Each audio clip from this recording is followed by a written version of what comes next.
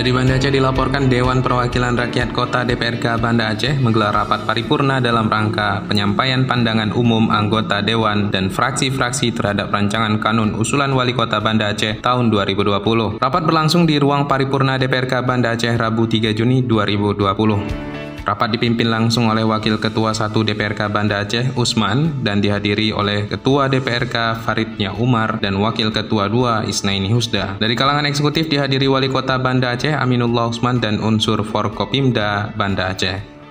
Adapun pandangan umum yang disampaikan oleh DPRK Banda Aceh dan fraksi-fraksi Dewan yaitu rancangan kanun usulan Wali Kota Banda Aceh tentang bangunan gedung dan tentang pengembangan kota layak anak. Wakil Ketua 1 DPRK Banda Aceh Usman dalam sambutannya mengatakan fraksi-fraksi DPRK Banda Aceh sudah meliti dan menelaah secara komprehensif dan seksama terhadap kedua rancangan kanun tersebut.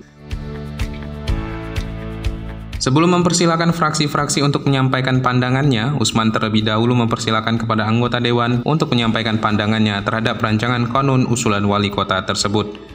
Adapun ke-6 fraksi DPRK Banda Aceh yang menyampaikan pandangan umum tersebut yaitu fraksi Partai Keadilan Sejahtera (PKS), fraksi Partai Amanat Nasional (PAN), fraksi Partai Demokrat, fraksi Partai Gerindra, fraksi Bersama Nasdem PNA, dan fraksi P3 dan PA.